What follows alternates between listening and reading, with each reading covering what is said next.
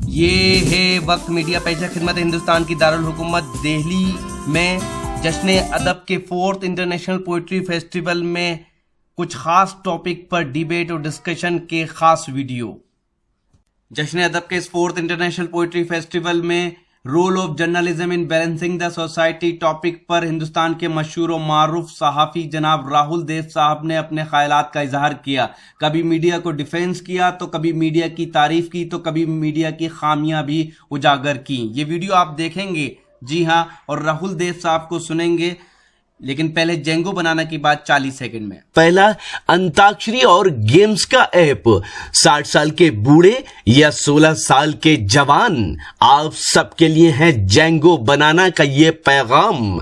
आज ही अपने मोबाइल में गूगल प्ले स्टोर में जाकर डाउनलोड करें जेंगो बनाना। जी हां, जेंगो बनाना गूगल प्ले स्टोर में जाकर डाउनलोड करें, लिखें JANGOBANANA और खेलें अंताक्षरी अपने रिश्तेदारों, अपने दोस्तों और अपनी गर्लफ्रेंड के साथ दुनिया के किसी भी कोने से कभी भी। सुने सुनाए फिल्मी गीत और मजा लीजिए रोमांटिक सेट और फनी शायरी का, साथ ही जोक्स और भी बहुत से नए गेम्स आपका इंतजार कर रहे हैं जेंगो बनाना पर। हिंदुस्तानी सहाफत में गिरती हुई कदरों और मीडिया पर प्रेस्टिट्यूट होने के इल्जामात के दरमियान राहुल देव साहब एक ऐसा नाम है जो सहाफत में समाजी जिम्मेदारियां और हिंदुस्तानी ज़बानों के वजूद के लिए एक जिहाद छिड़े हुए हैं। हिंदुस्तानी सहाफत में अपना नाम और आपका नाम एहतराम के साथ लिया जाता है। 30 वर्षों से प्रिंट मीडिया, इलेक्ट्रिक मीडिया को अपनी खिदमत दे रहे हैं। राहुल देव साहब आज तक दूरदर्शन, जी न्यूज़ और जनमत चैनल से वाबस्ता रहे। मैं इंतहाई अदब के साथ दरख्वास्त गुजार हूँ कि वो अपने ख्यालात से नवाजें। जनाब राहुल देव साहब, तो देर से आने के लिए बहुत माफ़ी चाहता हूँ। आज कुछ ज़्यादा ही भीड़ थी, मुझे अंदाज मेरा गलत था। मैं आप लोगों जैसी उर्दू काश बोल पाता इतनी अच्छी, मुझे प्यारी बहुत है, लेकिन उसमें हाथ तरह तंग है। उर्दू शर्त नहीं है जी, बावजूद इसके कि लखनऊ का हूँ, लेकिन उर्दू से इश्क लखनऊ छोड़ने के बाद पैदा हुआ, तब तक बहुत देर हो चुकी थी। और जैसा कि अपने देश में भी बन गया है कि आपको अगर थोड़ी बहुत अंग्रेजी आती है तो फिर किसी हिंदुस्तानी जुबान को ठीक से जाने बगैर आपका काम बहुत मजे में चल सकता है। ये हमारी एक राष्ट्रीय शर्म है, लेकिन है। मैं हिंदी में बात करूंगा, हिंदी उर्दू या लखनऊ की जुबान में। मुझे बहुत अफसोस है कि मैं जबीली साहब का सिर्फ उनकी आखिरी बात सुन पाया, और जाहिर है कि बहुत कीमती रही होगी। और उसमें एक जो वाक्य मुझे ध्यान से, जिसने मुझे पकड़ लिया और थोड़ा तकलीफ दी, वो ये सुनना था कि वहाँ पर एक भी पंजाबी अखबार नहीं है। मुझे मालूम नहीं था कि ये बहुत बड़ी त्रासदी है, ट्रेजेडी है। मैं उस पर नहीं जाऊँगा। हमारे यहाँ शुक्र है अभी ऐसा नहीं हुआ है, लेकिन यह जो मैं आजकल काम जिस चीज़ पर करता हूँ, भाषाओं को लेकर, जुबान पे, उसमें बहुत अचरज की बात नहीं होगी कि 20-25 साल बाद, 30 साल बाद हमारे आज जो हिंदी, पंजाबी, उर्दू, मराठी, बांग्ला के अखबार देखते हैं, वो या तो नहीं रहेंगे या बहुत ही गरीब और हाशिए पर पड़े मिलेंगे। वो एक अलग मसला है, उस पर मैं आज बात नहीं करूँगा। हमारे दोस्त फैजल साहब बहुत अच्छा बोलते हैं, बहुत सम्मोहक बोलते हैं। ये बात सही है कि हम लोग जब आपस में मिलकर बात करते हैं, अपने पेशे के बारे में बात करते हैं, अपने बारे में, काम के बारे में, तो हम थोड़ा आलोचक होते ही हैं, क्रिटिकल होते ही हैं, होना चाहिए। लेकिन मुझे लगा थोड़ी सी ज्यादती हो गई। हालात उतने बुरे नहीं। मैं आपसे गुजारिश कुछ करता हूँ, हम पूरी मीडिया की अगर हम बात कर रहे हैं, एक तो पहली दिक्कत यह है कि हम जब मीडिया की बात करते हैं तो हमारा ध्यान सिर्फ अखबारों पर या खबरों की मीडिया पर रहता है। मुझे नहीं मालूम कि पाकिस्तान में क्या स्थिति है, लेकिन भारत में जो न्यूज मीडिया है, न्यूज चैनल्स को ले लें हम, वो कुल जो मीडिया यूनिवर्स है भारत का, टीवी यूनिवर्स, उसमें सिर्फ 8% है। यानी टीवी देखने वालों में सिर्फ 8% लोग खबरों के चैनल देखते हैं। तो हम जब मीडिया की बात करें तो ये ध्यान में रखना बहुत जरूरी है। और मुझे नहीं लगता कि बहुत ज्यादा अलग हालात इससे पाकिस्तान में होंगे, मुझे नहीं मालूम। तो बाकी आप जानते हैं कि बाकी 92% लोग क्या क्या देखते हैं। ज्यादा तो मनोरंजन देखते हैं, खेल देखते हैं, तमाम और चैनल देखते हैं। इतनी सारी भाषाएं हैं, इतने सारे चैनल हैं दुनिया में, शायद किसी एक देश में इतनी भाषाओं के इतने चैनल नहीं, जहां तक मेरी जानकारी है। सईद भाई यहाँ हैं, वो बेहतर बता सकते हैं। तो अगर आप देखें कि अब सिर्फ पहली बात यह कि जो आज का विषय है कि समाज को उसका संतुलन बनाए रखने में मीडिया की भूमिका क्या है, तो उसमें हमें याद रखना होगा कि हमारे खबरों की मीडिया की कुल जो उसकी जो दौड़ है वो 8% तक है। और असंतुलन अगर हमें दिख रहा है तो उसका एक बहुत बड़ा कारण उस 92% मीडिया की वजह से भी है। और उसको हम अपने विश्लेषण से, एनालिसिस से अलग नहीं कर सकते। वो जिस तरह के पूर्वाग्रह बनाता, बायसेस बनाता है लोगों के, देखने वालों के दिमाग में, जिस तरह के स्टीरियोटाइप्स को पैदा करता है, बढ़ाता है, पुख्ता करता है, वो समाज के मन का निर्माण ज्यादा करते हैं हमारी बनिस्बत। और ये ध्यान में रखना जरूरी है। अब खबरों की बात,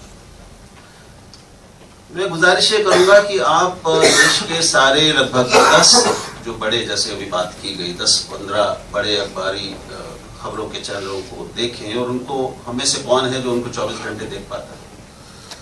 कोई भी नहीं। हम रोज कुछ वक्त के लिए उसको देखते हैं। मुझे ये लगता है कि अगर उनकी हम संपूर्णता में देखें तो अपनी 20% तो गड़बड़ उनमें है निश्चित रूप से, लेकिन 80% खबरें और कंटेंट जो मुझे दिखता है कम से कम हमारे चैनलों पर, वो उतना बुरा नहीं है जितना इस 20% की वजह से हमारे दिमागों पर असर के रूप में रहता है। अगर हम अपना काम बिल्कुल ही नहीं कर रहे होते और सब बर्बाद ही हो गए होते तो दोस्तों आज आम आदमी पार्टी नहीं होती। अगर हम बहुत चीजें नहीं होती जो इस देश में हुई हैं, तमाम लाखों की संख्या में ऐसे लोग होंगे जिनको न्याय मिला है, जिनको आवाज मिली है, जिनके दुख दर्द को इसी मीडिया ने। तो जिन चीजों को जानने में सरकारों को, अदालतों को, इन्वेस्टिगेटिव एजेंसीज को बरसों लग जाते हैं, महीनों तो लगते ही हैं, उनके बारे में हमसे उम्मीद होती है कि हम बिल्कुल दो टूक सटीक बात लोगों के सामने रख दें। उसमें कई बार जल्दबाजी हो जाती है, सही है, और हम अकेले नहीं हैं, दुनिया के हर मीडिया से होती है, क्योंकि हमारे काम की प्रकृति ऐसी है। The nature of our job is such that we are inherently fallible.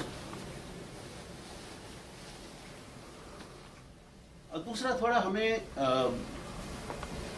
इंसान के मनोविज्ञान को भी थोड़ा ध्यान में रखना चाहिए।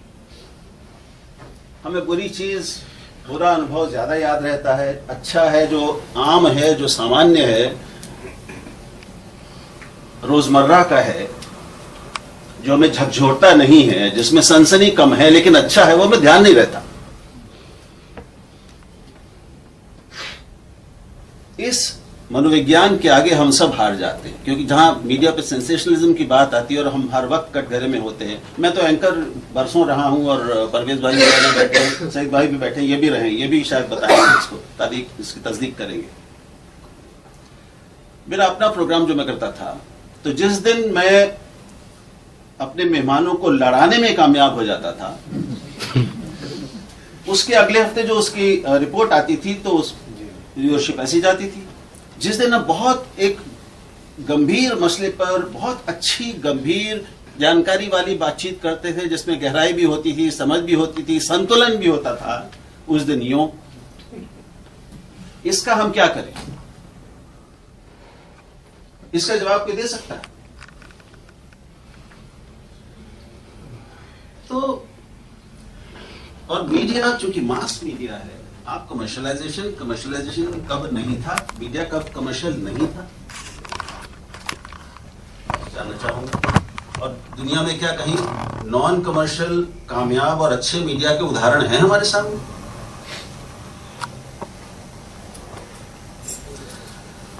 तो अपनी तमाम कमियों तो बहुत, हम लोग एडिटर्स गिल्ड में, उसमें भी सईद भाई रहते हैं, हम लोग रहते हैं, हम तमाम अपनी कमियों पर बातचीत करते हैं, उन पर फिक्र करते हैं, उनके बारे में सोचते हैं, हम बयान जारी करते हैं, हम कोशिश करते हैं कि बेहतर ही हो। ब्रॉडकास्ट एडिटर्स एसोसिएशन भी काफी चीजें करती है। दिक्कत यह है कि जैसे अच्छी इन्वेस्टिगेटिव एजेंसी के साथ होता है कि जो हमसे चूक जाता है वो तो बाहर आ जाता है, लेकिन जिन चीजों को हम रोकने में कामयाब हो जाते हैं वो तो बाहर नहीं आती, उनके बारे में पता नहीं चलता किसी को। तो मैं कहना चाहूंगा कि ये हो रहा है। एक तकलीफ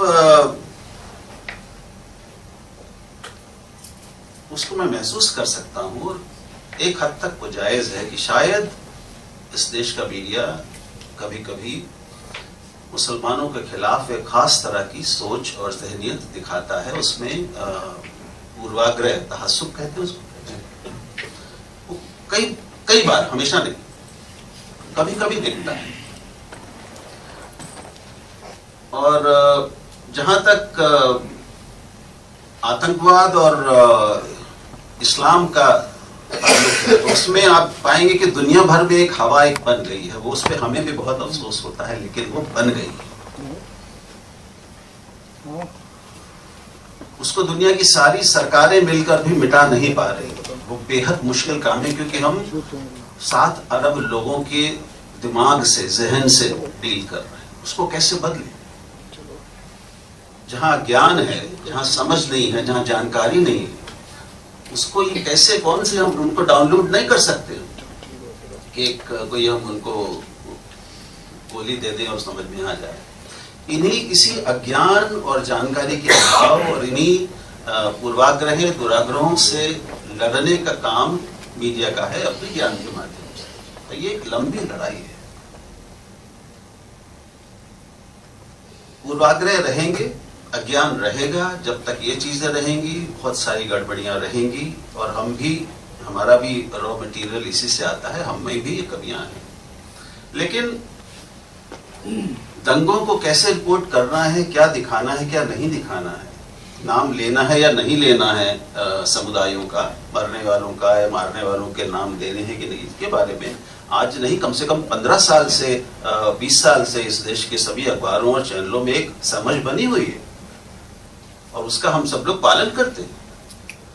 कुछ लोग हैं जिन्होंने एक सोच समझ के फैसला लिया कि नहीं, हमारा काम है जो जैसी है चीज, जो तथ्य है, फैक्ट है, उसको हम लोगों को बताएंगे। तो एक आध अखबार है, इंडियन एक्सप्रेस है जैसे, वो बताता है, नाम देता है, लेकिन सब नहीं करते। और इस पर खूब बहस हुई है, और ये एक समझ बनी, कायम की गई बरसों पहले, और ज्यादातर लोग, मैं कहूंगा कि उस पर आज भी चल रहे हैं। हम सब लोग जो बैठे हैं, ज्यादातर लोग जिम्मेदार लोग हैं, संवेदनशील लोग हैं, और उनको अपनी जिम्मेदारी का एहसास रहता है, सब ठीक नहीं कहते। सनसनी के पीछे की दौड़ थोड़ी हमारे यहाँ ज्यादा हुई है, इसमें कोई शक नहीं है। और उसको भी मैं नहीं जानता कि पाकिस्तान में या दूसरे तीसरी दुनिया के देशों में, या जो हमारे जैसी सामाजिक आर्थिक स्थितियों में रहने वाले देश हैं, वहाँ पे मैंने उतनी दुनिया का मीडिया नहीं देखा जितना आपने देखा होगा। लेकिन तहस्सुब तो हमें अमेरिकन मीडिया में भी खूब दिखता है, ब्रिटिश मीडिया में भी खूब दिखता है। और ब्रिटिश मीडिया से ज्यादा सेंसेशनल तो शायद हम नहीं हैं, उससे कम ही हैं। प्रिवेसी का में जो दखल वो करते हैं, जो छीछालेदर करते हैं वो लोगों की, वैसा तो यहाँ नहीं होता, बहुत कम होता है तो अपवाद स्वरूप होता है।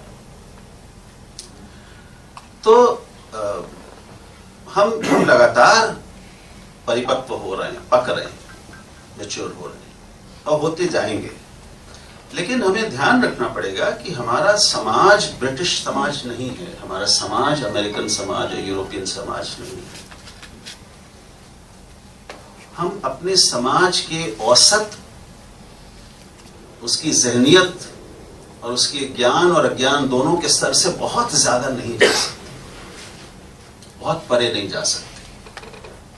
हम इस बात के, इस मनोविज्ञान के परे नहीं जा सकते कि इंसान को, वो कहीं भी हो, उसको मसाला, उसको शोर, उसको लड़ाई, उसको शाब्दिक या शारीरिक हिंसा, उसको सेक्स, सस्पेंस, इंट्रीग, गॉसिप अच्छी लगती है। तो अगर सारे चैनल दूरदर्शन, राज्यसभा या लोकसभा चैनल जैसे हो जाएं तो क्या हमें मंजूर होगा? चलेगा? दुनिया में कहीं है? होना चाहिए सर, तो इंसान भी वैसे होने चाहिए ना। यही तो सारी गड़बड़ है कि आप उसके पीछे भागते हैं। आप देखिए, अगर मीडिया की आंतरिक संरचना को नहीं समझेंगे, उसकी अर्थव्यवस्था को नहीं समझेंगे, उसकी एक इकोनॉमी है, आप उसको नहीं समझेंगे तो सिर्फ अपनी हम जैसे सदिच्छा कहते हैं, उनका बोझ उसके ऊपर लाद देंगे तो सिर्फ हमको ही निराशा होगी। राहुल साहब की बातों को अगर मान लिया जाए तो इसका मतलब ये हुआ कि मीडिया में कहीं बिकाऊ माल नहीं है। मैंने तो 20% बोल दिया सर, बिकाऊ माल का एकदम शुरू में मैंने 20% कहा, गड़बड़ है निश्चित रूप से। लेकिन मैं ये नहीं मान सकता कि 80% गड़बड़ है, मैं ये नहीं मानता। आपको लगता हो तो आप जोड़ने घटाने का काम तो जनता जानती है। इसलिए सर मैं इसलिए गुजारिश कर रहा हूँ कि हम सब, माफ कीजिएगा, मैं आपके एक सवाल पूछूं आपसे। अब आपने यहाँ सबसे सवाल पूछता हूँ और जवाब दिए या ना दिए आपकी मर्जी, लेकिन अपने भीतर अपने से पूछिएगा। हम सब लोग जब अपने घर में बैठे होते हैं, टीवी के सामने होते हैं और हम सिर्फ हम होते हैं, तब हम किसी मंच पे ऐसे नहीं बैठे होते, ना हम सहाफी होते हैं, ना हम अदब की दुनिया के लोग होते हैं। जब हम सिर्फ हम होते हैं और कोई हमें देख नहीं रहा होता, हमारे हाथ में रिमोट होता है, तो हम क्या ज्यादा देखते हैं, क्या सबसे पहले देखते हैं, क्या कम देखते हैं, क्या बिल्कुल नहीं देखते?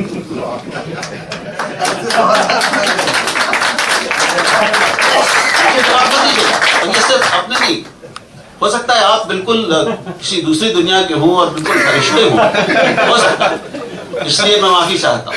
लेकिन अगर आप यहीं पे अभी एक सर्वेक्षण करवा लें ईमानदारी से, तो आपको भी शायद पता होगा कि क्या। तो आपको बदलना है ना। हम कैसे बदले? मैंने आपको बताया ना, जैसे मैं बहुत अच्छी बहस करता हूँ। कलम से कैसे बढ़ेगा? कोई पढ़ेगा तभी तो कलम का काम है। इस अखबारों के एडिटोरियल पेज कितने लोग पढ़ते हैं बताइए? 5% लोग पढ़ते हैं। इस पे खूब रिसर्च हो चुकी है। अखबार की आत्मा वही है। आत्मा वही है, सही कह रहे हैं। अखबार की सारी सोच, हम सब लोग संपादक लोग दुनिया, हमने खोपड़ी खपाते हैं, पढ़ते लिखते हैं, इतनी रिसर्च करते हैं, इनसे पूछिए, एक संपादकीय लिखने में 2-2, 3-3 घंटे लगते हैं। उसको पढ़ने वाले कितने हैं? तो दोस्तों मुश्किल यह है कि जो मास जैसे हम कहते हैं, तो चाहे पढ़ने वाला हो या देखने वाला हो, उसको मसाला चाहिए, उसको गंभीर चीज नहीं चाहिए। हमारी सारी गंभीर पत्रिकाएं बंद हो रही है। क्यों बंद हो रही साहब? हमारी नालायकी से। तो हमारा जो दर्शक है और हमारा जो पाठक है, वो अपनी जिम्मेदारी कब लेगा? हम तो अपनी जिम्मेदारी मान ही रहे हैं कि हम बहुत ही बेकार, मान गया। लेकिन ये दो का रिश्ता है भाई साहब। हम लोग उस दूसरे को कभी उसकी बात नहीं करते कि समाज का मन कैसे बदल रहा है, समाज का मन कहां है, उसको चाहिए क्या, उसकी रुचियां क्या है, उसका स्वाद क्या है। आप अपने बच्चों को खिचड़ी खिला के देख लीजिए, लौकी खिला के घर में देख लीजिए। तो हम जिस दुनिया में रह रहे हैं, उस दुनिया को समझना जरूरी है बिना किसी चश्मे के। हमारी ख्वाहिशों से, हमारी बहुत अच्छी ऊंची सोच से, हमारे आदर्शों से दुनिया नहीं चलती। हम भी उतने अच्छे शायद नहीं होते जब अकेले होते हैं जितना हम ऐसे मंचों पे हो जाते हैं।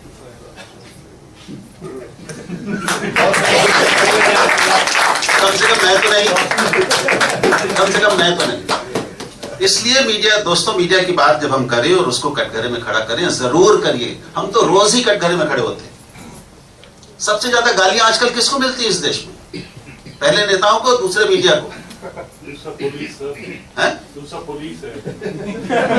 को भी सोशल मीडिया पे पुलिस को तो बहुत ही कम मिलती है। पुलिस को रिप्लेस कर दिया इन्होंने। मैं आपको फेसबुक और ट्विटर पे, जो कि मैं इन पे रहता हूँ, अगर आप उस पर देखें, आप जिस तरह की गालियां मुझे मिल चुकी हैं, यहाँ पे हम सबको मिल चुकी होगी। कौन ऐसे बचा है? सही बात है। आपको शायद अंदाज नहीं होगा उसका। फिर भी दूरदर्शन नहीं देखते हैं? और फिर भी दूरदर्शन नहीं देखते। लोग नहीं देखते। लोग क्यों देखते हैं उसको? खबरों की कमी नहीं। सवाल यह है कि उनको हम दुनिया का अच्छे से अच्छा कंटेंट ला के दें, लेकिन हम देखने वाले की गर्दन खोल के उसमें भीतर कैसे डालेंगे भाई? वो ताकत तो नहीं है हमारे पास। रिमोट की ताकत हमारे पास कहाँ है? पन्ना पलटने की ताकत हमारे पास नहीं है ना। पढ़ने पर रोके रहे हैं उसको कि नहीं, इसको पढ़ो। ये हमारी रेड लाइन है दोस्तों, ये हमारी असलियत है। तो मीडिया जिस दुनिया में जीता है, जैसे जीता है, उसकी पहली बात, उसकी अर्थव्यवस्था अगर हम नहीं समझेंगे, उसकी इकोनॉमी है, उसको हम नहीं समझेंगे, वो जिस लार्जर सोशियो इकोनॉमिक माहौल में और हवा में जीता है, उसको अगर हम नहीं समझेंगे, तो फिर मीडिया को हम कोस सकते हैं, लेकिन उसको हम समझ नहीं पाएंगे। और मैं फिर दावा कर रहा हूं कि हम बहुत इम्परफेक्ट हैं, लेकिन अपनी सारी कमियों के बावजूद हिंदुस्तानी मीडिया और अधिकांश मीडिया दूसरे देशों का भी एक अच्छी भूमिका निभा रहा। आप सोचिए कि अगर ये चैनल नहीं होते देश में तो क्या क्या नहीं होता। सरकारों पर ऐसा जी आप कह सकते हैं, तो फिर ये कोई दूसरे ही इंसान होते तो शायद हमें पता। तो अगर आपकी सारी बातों को सच माना जाए तो इसका मतलब ये हुआ कि आप टीआरपी को नहीं छोड़ेंगे। दोस्त, टीआरपी जिस दिन आप समझ लेंगे, आप ये सवाल करना बंद कर, क्योंकि टीआरपी आप हैं, मैं नहीं हूं। आपके देखने से बढ़ती है ना। टीआरपी कोई झूठ नहीं है। जो हमें अच्छा लगता है वो वही देखते हैं। मैं जनसत्ता का संपादक था। जनसत्ता तो आज भी लोग शायद यहाँ मान लेंगे कि वो हिंदुस्तान का हिंदी का सबसे गंभीर संजीदा अखबार है, ठीक है। हमारा सर्कुलेशन जो बड़े अखबार हैं उनकी तुलना में 10वां हिस्सा भी नहीं था। एक समय था जब 3 लाख था, उसके बाद धीरे धीरे आए, तो अभी क्या कहूं मैं। तो इसके लिए को हम तो वही हैं। आप आज भी जनसत्ता उठा के देख लें और उसकी तुलना दूसरे अखबारों से, हिंदी के अखबारों से कर लें। मुझे कुछ कहने की जरूरत ही नहीं, जो लोग जानते हैं वो जानते हैं। तो साहब, कितने लोग क्यों उसको पढ़ना बंद कर रहे हैं, बाकी वो मसाला क्यों पढ़ रहे हैं? इसके लिए मैं क्या करूं? मेरे घर में अगर रोज सारी खवातून कहेंगे ना, खवातीन वो अगर हर दोपहर को 3 घंटे खाना वाना खिला के सबको दफा करने के बाद शौहर और बच्चों को 3 घंटे 4 घंटे अगर सीरियल ही देखें, तो मैं क्या करूं? आप बताइए। तो अगर हिंदी के चैनल उस समय सास बहू और साजिश चलाते हैं, सास बहू वो बेटी ऐसे कुछ चलाते हैं, क्योंकि वही देखा जाता है, उसको थोड़ी सी टीआरपी मिल जाती है इसलिए, नहीं तो वो 0 हो जाए। दोस्तों, ये अगर हम नहीं समझेंगे, अपनी एक ख्याली दुनिया में हम रहना चाहें तो हम रह सकते हैं, इसमें कोई हमें रोक नहीं सकता। लेकिन अंतिम बात ये कहूंगा कि अच्छे मीडिया के लिए अच्छे पाठक और दर्शक भी चाहिए। और जी, चूंकि मैं आजकल कुछ दिनों से जमीली साहब पाकिस्तानी चैनल यूट्यूब पे देखता हूँ, और मैं आपको मुबारकबाद देना चाहता हूँ कि जितनी अच्छी बहसें वहाँ मैंने पाई, खास तौर पे हिंदुस्तान पाकिस्तान के मसले पर पिछले दिनों में, वो लाजवाब है। कई जगह मुझे लगा कि आप हमसे ज्यादा निडर हैं, हमसे ज्यादा हिम्मती हैं, हमसे ज्यादा खुल के बात कर रहे हैं। तो मैं सचमुच आपको उसके लिए बधाई और मुबारकबाद देना चाहता हूँ।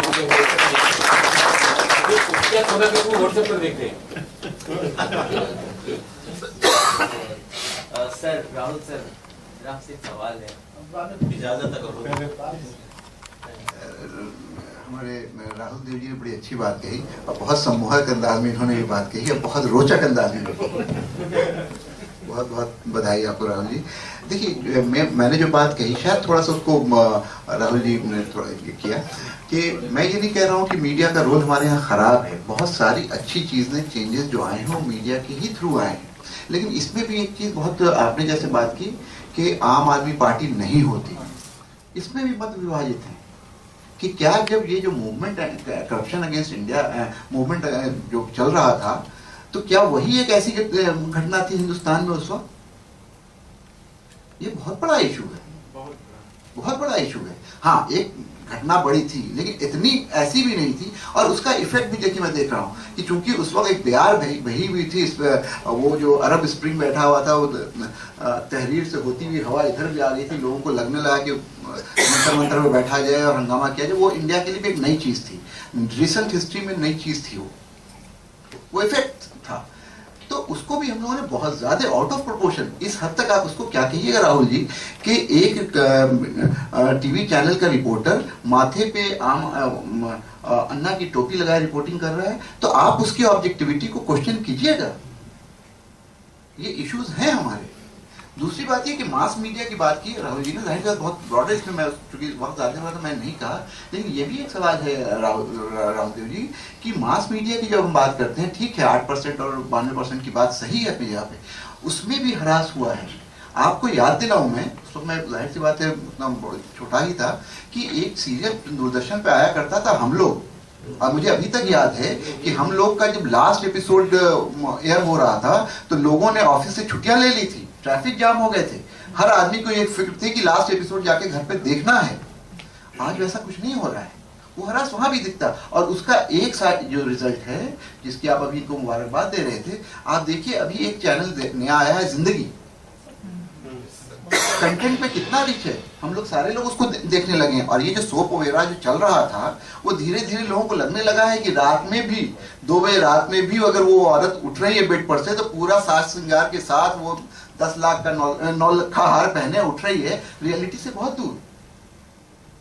तो वो कंटेंट में गिरावट मास मीडिया में आई है, इसको हमको एक्सेप्ट करना होगा। Unless we realise that there is some problem, we will not able to rectify एक। लेकिन इसके साथ साथ कहीं पे किसी को ये गलत फहमी नहीं होनी चाहिए, मेरे भाई जो सवाल बार बार कर रहे थे, कि मीडिया जो है वो बिजनेस एक्टिविटी भी है। हम कोई चैरिटी में नहीं है कि हम सब चीज अच्छी अच्छी लिखते रहें, बोलते रहें, दिखाते रहें और हम कंगाल हो जाएं। तो ना हम रहेंगे, ना राहुल जी रहेंगे, ना कोई रहेगा, ना कोई मीडिया हाउस रहेगा। बिजनेस एक्टिविटी है। इसके बावजूद भी मीडिया कहीं से, मेरा ये कहने का मतलब नहीं है कि हम लोग बिल्कुल नाकारे हो गए। मुझे सिर्फ इतना कहना चाह रहा हूँ कि जो नई पौध है, बहुत अच्छे लोग हैं, मैं जानता हूँ, मेरे पास भी लड़के आते हैं, लड़कियां आती हैं, बहुत अच्छे लोग हैं। लेकिन थोड़ा सा वो जो कहते हैं राहुल जी कि जो ग्राइंडिंग पहले ज्यादा होती थी वो थोड़ी कम हो गई है, शॉर्टकट थोड़ा ज्यादा बढ़ गया है। सिर्फ मेथोडोलॉजी की बात है और जो मैकेनिज्म है उसकी बात है। नहीं तो मैं सैल्यूट करता हूं आज भी अपने मीडिया को, बहुत सारे सोशल चेंजेस को आज भी हिंदुस्तान की मीडिया ने लाया है। सरकार को और पार्टीज को अगर किसी चीज आज जैसे जिस तरह से होता है कि अच्छे लोगों को टिकट दिया जाए, अच्छे लोगों की बात क्यों होता है? इसलिए कि हम और आप सब पीछे पड़ जाते हैं, इसके ऊपर 30 केस है। हम लोग वो सारी चीजें सामने लेके आते हैं, ये अच्छी बात है। सोशल चेंजेस में हम अपना कंट्रीब्यूशन कर रहे हैं। लेकिन फिर एक सवाल हो जाता है जो आपने कहा कि रात में हम क्या देखते हैं। ये सच्चाई है, ये हमारी हकीकत है। जो राहुल देव जी ने कहा कि जब तक अच्छे कानून, जब तक अच्छे श्रोता, जब तक अच्छे व्यूअर, अच्छे रीडर नहीं होंगे, हम बहुत अच्छा नहीं कर सकते हैं। लेकिन क्या इसका मतलब ये है कि हम एक सर्टेन स्टैंडर्ड से नीचे आ जाएं? मेरे ख्याल से नहीं। कहीं कहीं पूरी मीडिया नहीं, मैं बिल्कुल नहीं कहूँगा, बहुत अच्छा काम हिंदुस्तान की मीडिया कर रही है, मैं उसको सलूट करता हूँ, लेकिन कहीं कहीं कुछ ऐसी चीज़ें हो जाती हैं जिस पर चर्चा होती है। और आप न्यूज़ वाले हैं, मैं भी न्यूज़ वाला हूँ, हम सबको ये पता है चर्चा उसी की होती है जो नेगेटिव चीज़ें होती हैं। तो मीडिया जो अच्छी चीज़ कर रही है उस पर कहाँ उतनी बात होती है, लेकिन जो नेगेटिविटी हो जाती है, जो गलतियाँ हो जाती हैं, जो चीज़ें होती हैं, हम मीडिया वाले भी उसी को उठाते हैं समाज की। तो वैसे ही हमारे बारे में भी जब बात होती है तो जाहिर सी बात है, लोगों की का जो ये होता है उन्हीं बातों पे ज़्यादा लोग बात करते हैं।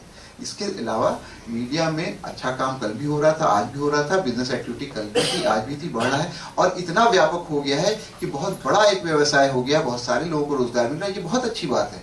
लेकिन मेरा सिर्फ एक छोटी सी विनती थी, बहुत एक हम्बल सबमिशन था कि अगर थोड़ी बहुत हम लोग इधर उधर अलाइनमेंट कर लें, थोड़ी बहुत एडजस्टमेंट कर, जैसे मैंने कहा दहशतगर्दी की बात, आपको याद होगा, आप इसमें प्रिंट पे रहे हैं कि हम लोग पहले कथित कहते थे, उर्दू में मुबैना कहते हैं, अंग्रेजी में अलेज्ड कहते हैं।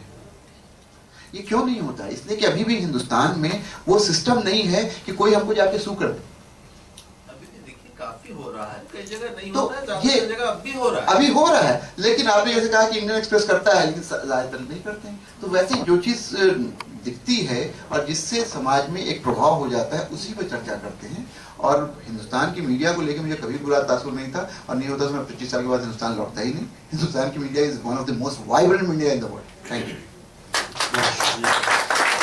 अभी बहुत ही अच्छी और सच्ची गुफ्तगू फरमा रहे थे जनाब राहुल देव साहब।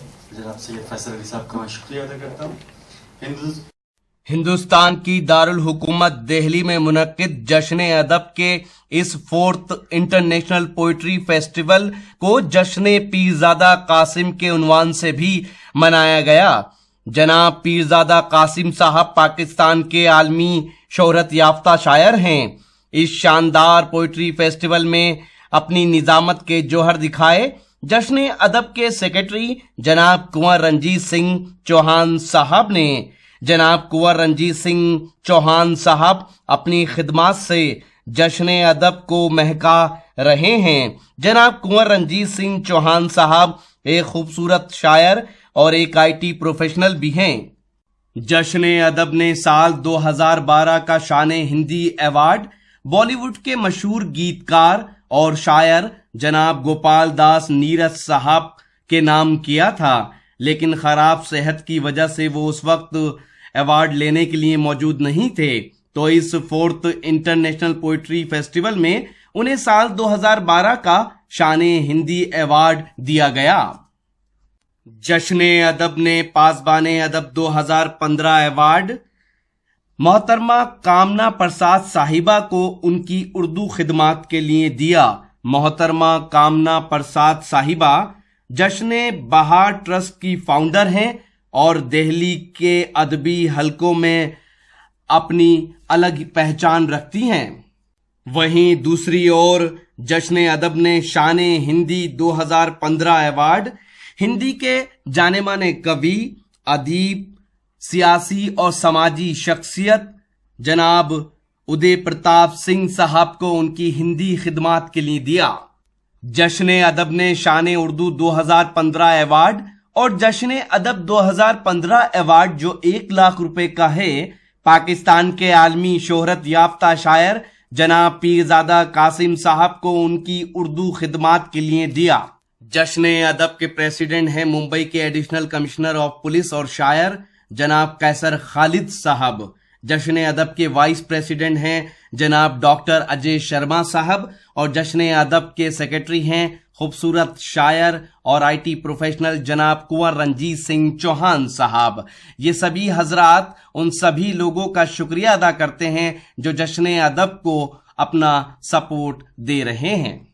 जश्न अदब ने जहां एक और 3 मई 2015 को इस शानदार इंटरनेशनल पोइट्री फेस्टिवल को ऑर्गेनाइज किया, तो दूसरी ओर 30 अप्रैल 2015 को मुख्तलिफ मौज़ूआत पर प्रोग्राम ऑर्गेनाइज किए, जिसमें नई आवाज, नए अंदाज के जरिए नए लिखने वाले नौजवान शायर और शायरात को प्रमोट किया जो शायरी की दुनिया में कदम रख रहे हैं। इसके अलावा role of non Muslim in promotion of Urdu language and literature, bureaucracy in service of literature, promises and prospects, अदब और सियासत, literature and politics, role of writers, poets and critics in balancing the society और role of journalism in balancing the society जैसे मौजूआत पर debate और discussion organise किए।